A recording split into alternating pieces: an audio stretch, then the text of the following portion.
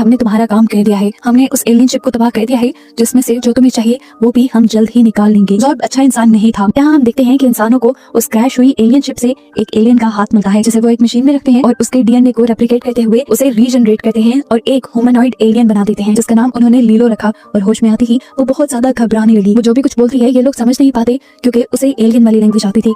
Army general उससे बात करने के लिए जैसे ही उसके करीब आते हैं तो वो पंच करते हुए गिलास तोड़कर वहां से भागने की कोशिश करती है।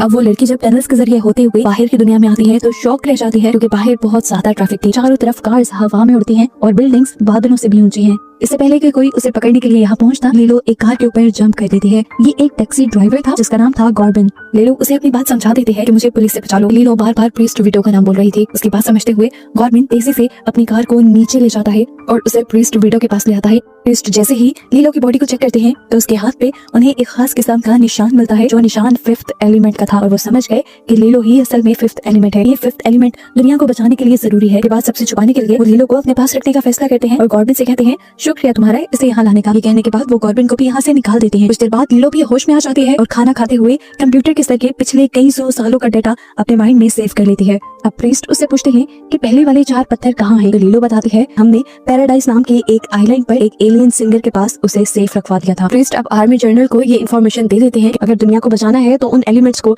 यानी उन पत्थरों को यहाँ पर लाना होगा। प्रेसिडेंट कहते हैं कि ये खबर हमारे अलावा किसी तक नहीं जानी चाहिए। पैराडाइज आइलैंड पर किसी ऐसे इंसान को भेजो जिसके बारे में किसी को पता न चले और वो वहाँ जाकर उन पत्थरों को भी वापस ला सके। पता चलता है कि इन दोनों की बातें एक छोटे इंसेक्ट ट्रैकर की मदद से जॉर्ब का एक साथी सुन रहा था। अब आर्मी जनरल गॉर्बिन के पास जाते हैं, यानी उसी टैक्सी ड्राइवर के पास जाते हैं जिसने लीलो को रेस्क्यू किया था और उसी को पैराडाइज आइलैंड पर जाने का काम दिया जाता है। आर्मी जनरल इस टाइम उसे समझा रहे थे कि किस तरह दूसरे प्लेनेट पर जाकर उसे वो एलिमेंट्स लेकर आने होंगे। तभी उसकी डोर बेल बजाती है। वो मॉनिटर से बाहर देखता है तो वहाँ पर लीलो आई हुई थी। वो जानता था कि आर्मी जनरल को देखकर वो भाग जाएगी, इसीलिए आर्मी जनरल और उनके सभी साथियों को वो फ्रिज में छुपा देता है और लीलो के लिए दरवाजा खोलता है। इससे पहले कि लोगों के दरमियान कोई बात होती, यहाँ पर कुछ लोग आ जाते हैं। ये असल में जॉर्ब के आदमी थे, लेकिन यहाँ वो गॉर्बिन के बजाय किसी और के घर का दरवाजा नॉक करते हैं, क्योंकि गॉर्बिन ने बड़ी चालाकी से अपनी नेम प्लेट किसी और के घर के साथ चेंज कर दी थी। जो लोग उस घर में मौजूद आदमी को पकड़कर अपने साथ लेकर ही जाने वाले थे कि यहाँ पर एलियंस हमला कर देते हैं। बाकी सब लोगों को मारकर वो उस आदमी को खुद ले जाने लगते हैं। ये एलियंस भी उन्हीं 4 पत्थरों के पीछे हैं, लेकिन इनका मकसद कुछ और है। वो इन 4 पत्थरों को हासिल करके जॉर्ब से बदला लेना चाहते हैं, क्योंकि जॉर्ब ने इनके बहुत सारे साथियों को मार दिया था। यहाँ घर के अंदर हम देखते हैं कि उन सब के यहाँ से चले जाने के बाद गॉर्बिन प्रीस्ट को और लीलो को बाहर निकालता है। इससे पहले कि वो उन दोनों को कुछ कहता, प्रीस्ट जल्दी से उसके सर पे हमला करते हुए उसे बेहोश करके उसकी पैराडाइज की टिकट लेकर जल्दी से यहाँ से भागने लगते हैं। काफी देर बाद जैसे ही गॉर्बिन को होश आता है तो फौरन उसे जनरल और उनके साथियों की याद आती है और जैसे ही वो फ्रिज का दरवाजा खोलता है तो देखता है कि बेचारे आर्मी जनरल और उनके साथ ही